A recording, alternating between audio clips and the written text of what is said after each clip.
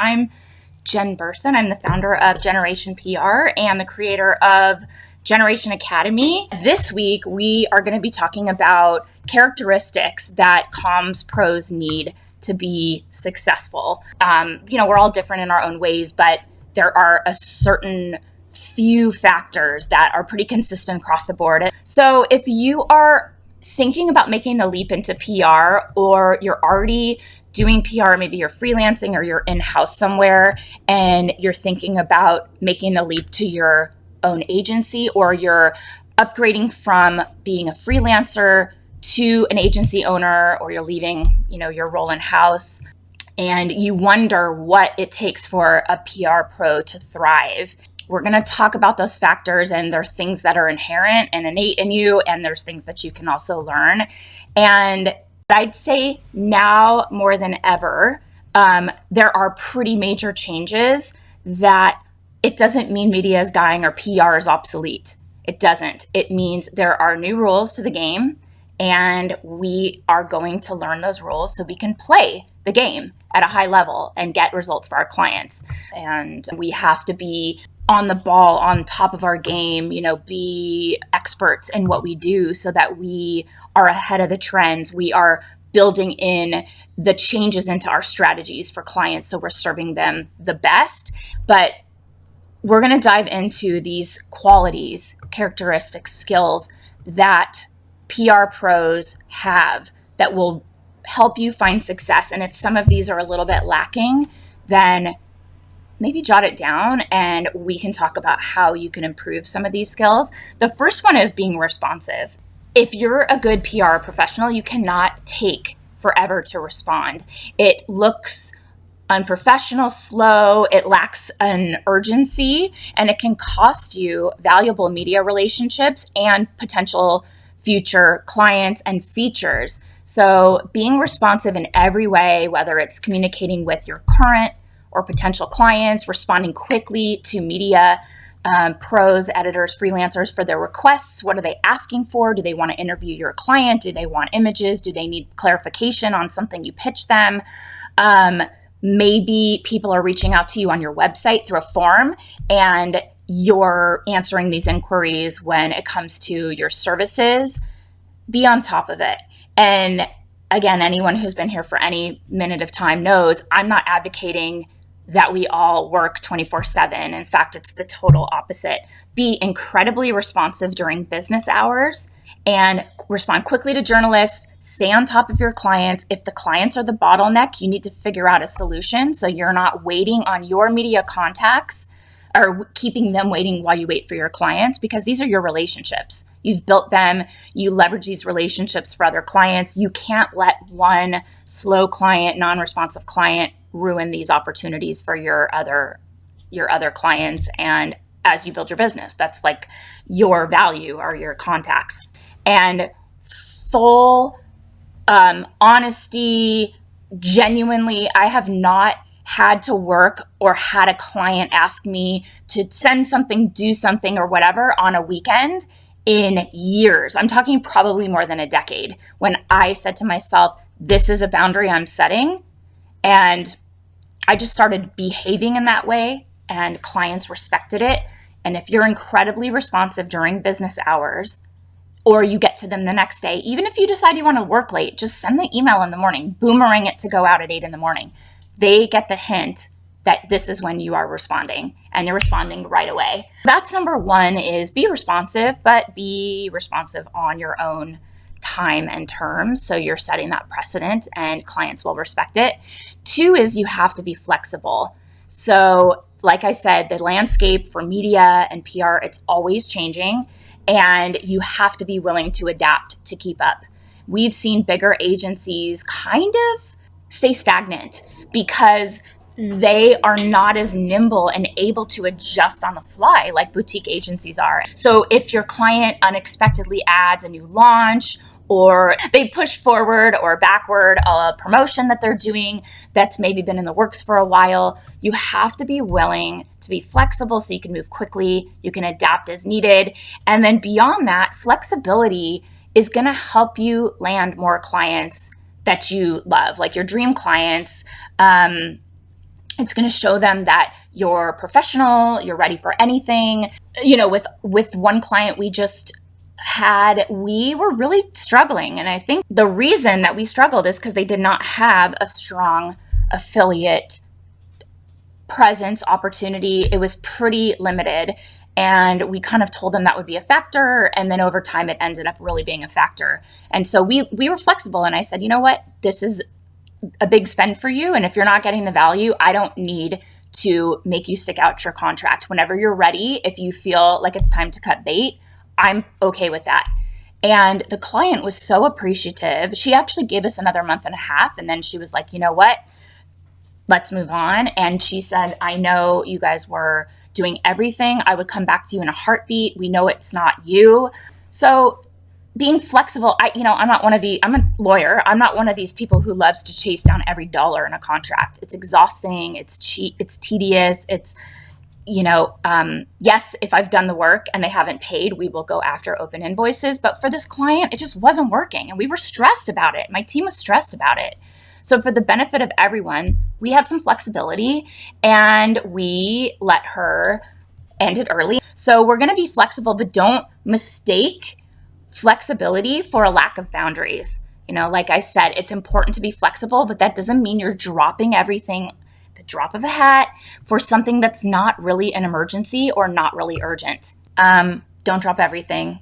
That's not flexible. That's no boundaries. And I want you to have boundaries. The third thing is being organized. So if you're a freelance or independent agency, you're in charge of yourself, and organization is extremely important. So, especially if you're working from home, it's really hard. You have to have your physical space, your workspace, and your schedule to be totally organized so that you can, first of all, be efficient and jump in and know what you have to do and get those tasks accomplished. But also, I want you to step back so that you can leave this and go into the rest of your home and have work not be following you. So keep your space organized, be willing to kind of,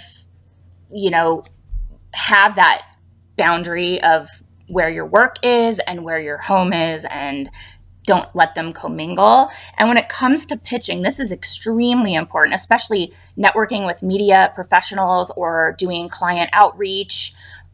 You have to have a system that will let you know when to do tasks, when to follow up, are follow-ups needed.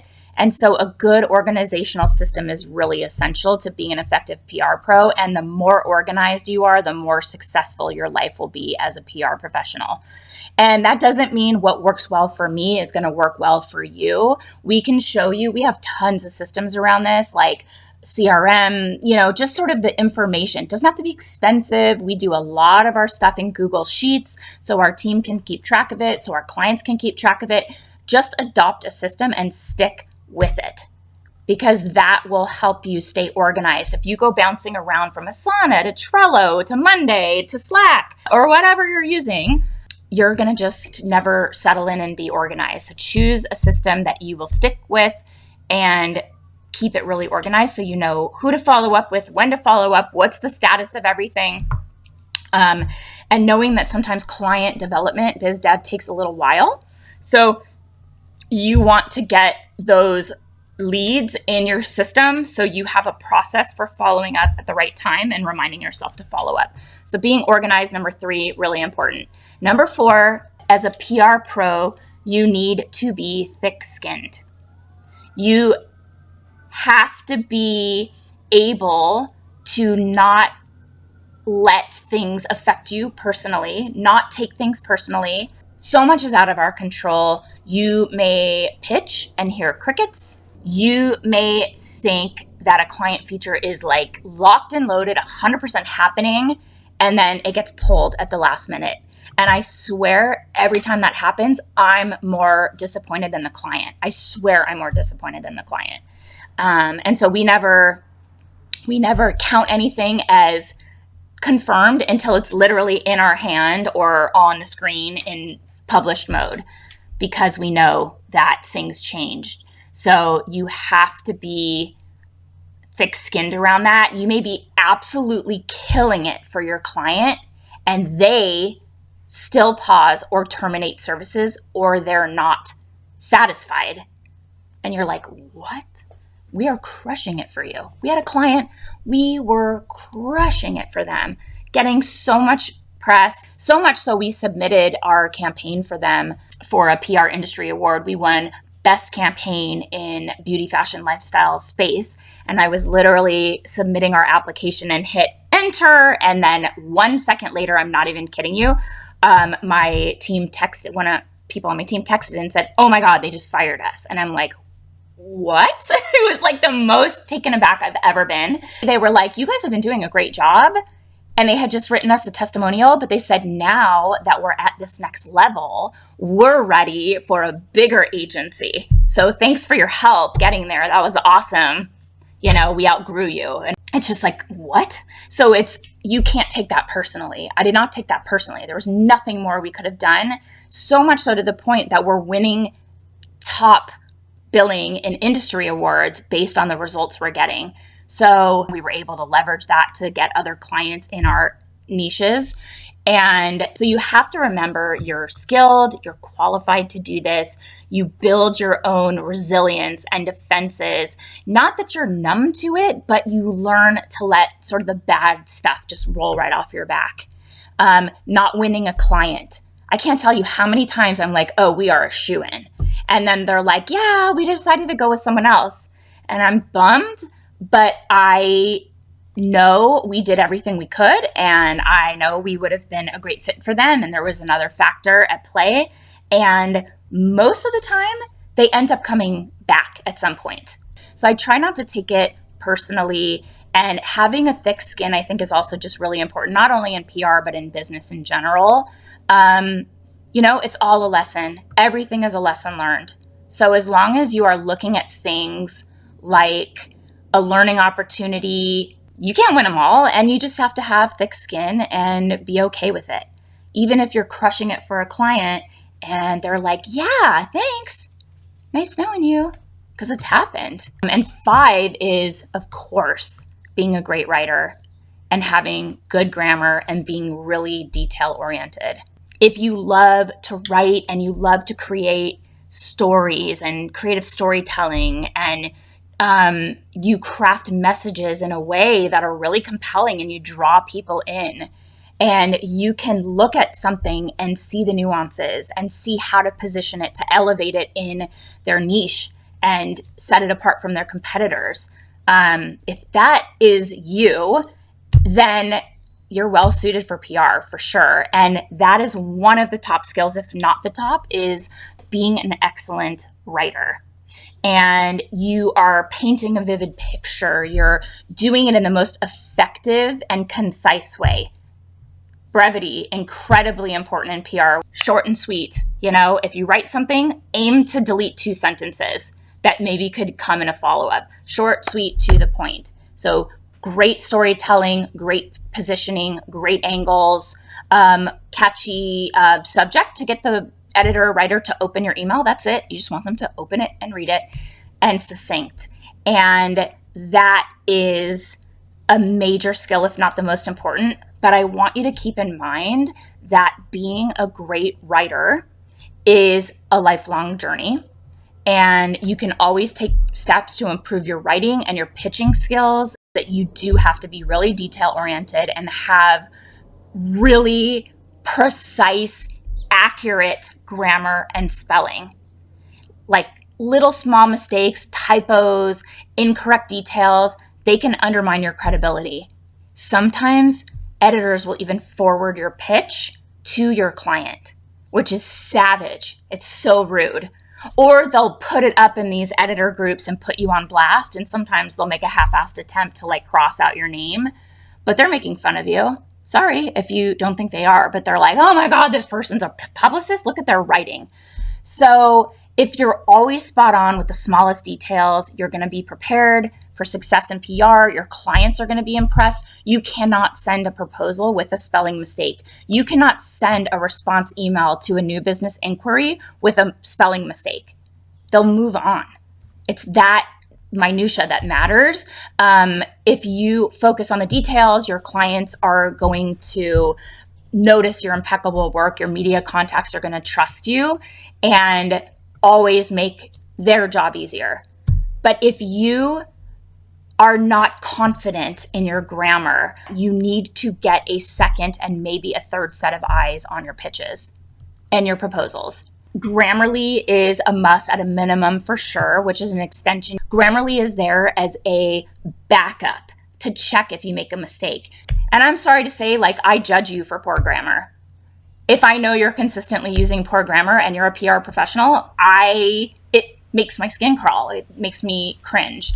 So if that is not your strong suit, get another set of eyes on it. There's no problem with that. So being a great writer, having impeccable grammar, and being really detail oriented, and knowing that that is a skill you can hone for the rest of your life. It's not just like, oh, I'm good. I did it. I'm good. I don't need to work on it. You have to continue to evolve your skills. You also have to be creative. So it's one of the most important skills for PR professionals. Every client has different needs. Your pitches, they have to be creative and fresh and highly tailored to your client and their audiences. Tailor your pitches to the specific contact and the specific beat at the specific media outlet. There's no spray and pray. There's no one size fits all. You have to highly tailor pitches to their audience and your client's ideal customers so that you're connecting with them based on what that client avatars or customer avatars looking for, or what the publication typically covers. What's the tone? What's the style?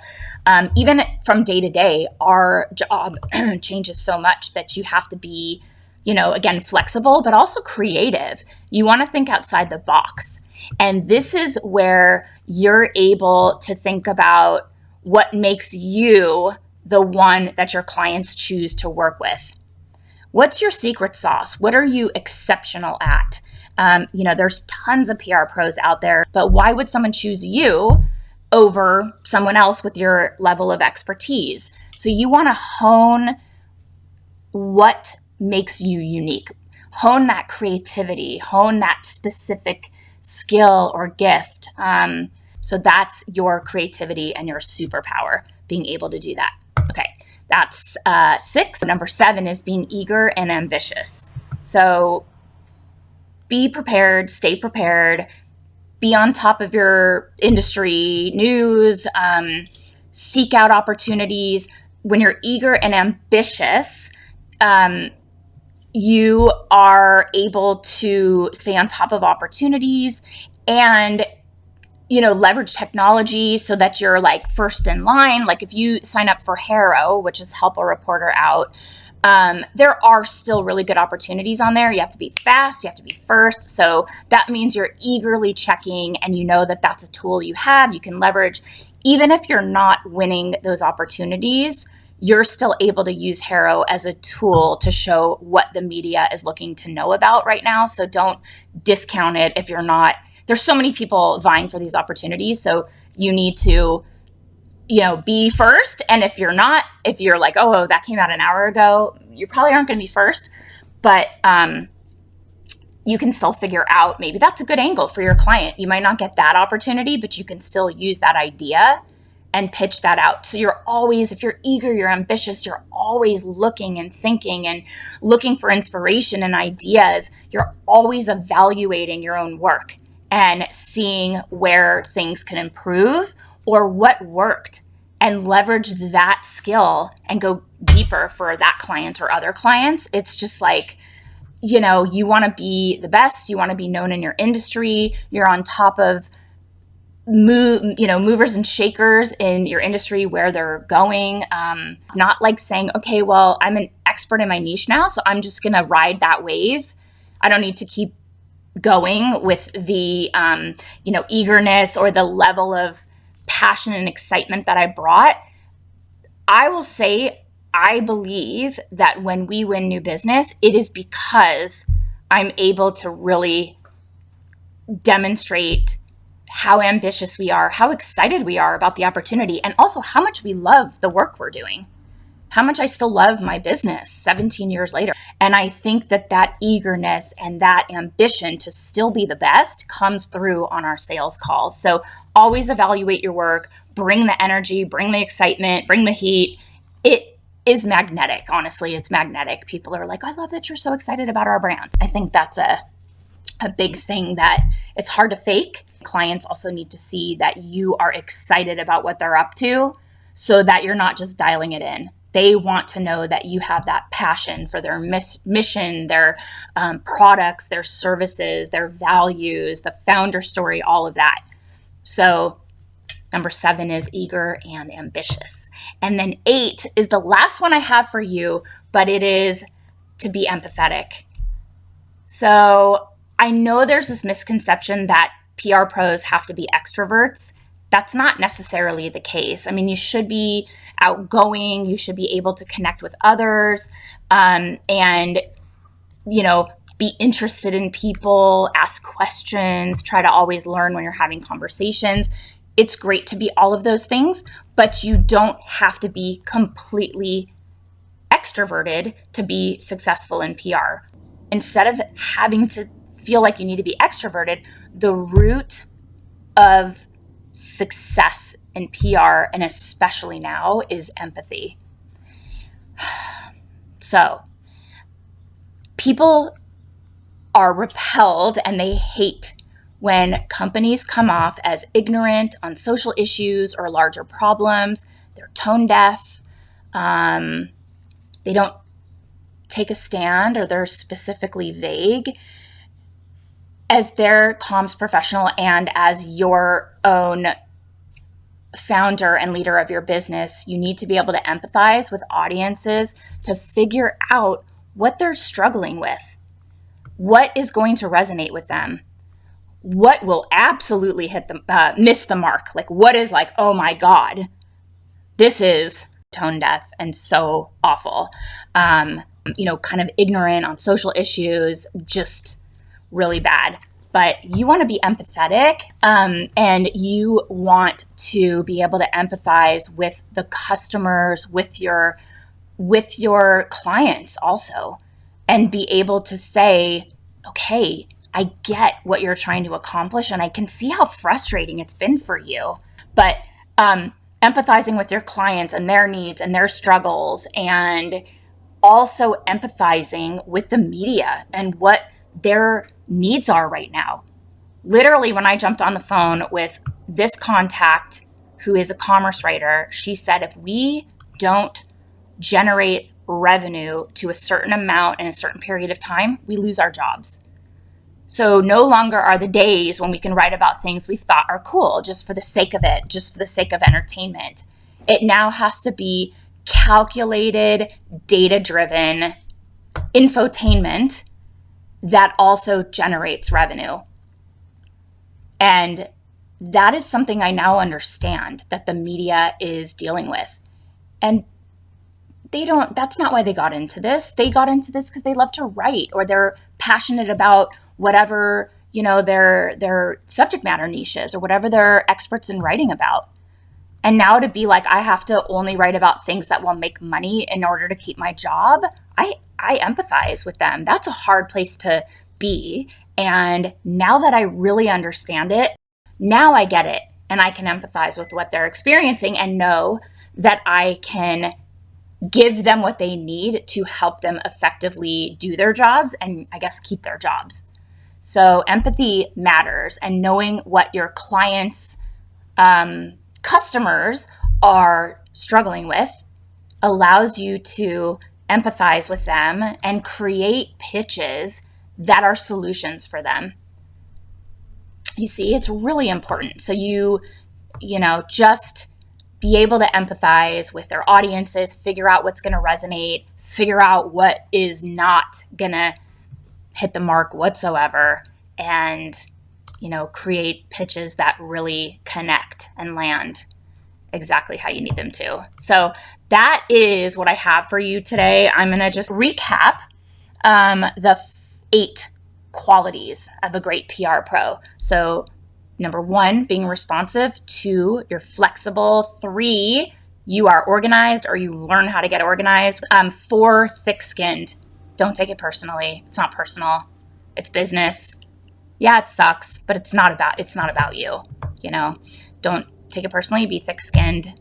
Be able to handle no's. Be able to handle crickets from the media. Be able to handle when features get canceled. You did everything you could. It's out of your control. You have to be 5, a great writer and have impeccable grammar, or have somebody check it. You can get a great copywriter to get eyes on your pitches. 6, you have to be creative. And 7, eager and ambitious. And I don't care how long you've been doing this, when you get on the phone with prospective clients or the media, you are selling and you're excited about what you're doing. You love your work. You love their products. That energy is magnetic. So that's 7, eager and ambitious. And 8, empathetic. You don't have to be an extrovert at all. You don't. And in fact, I spend most of my time right here behind my keyboard.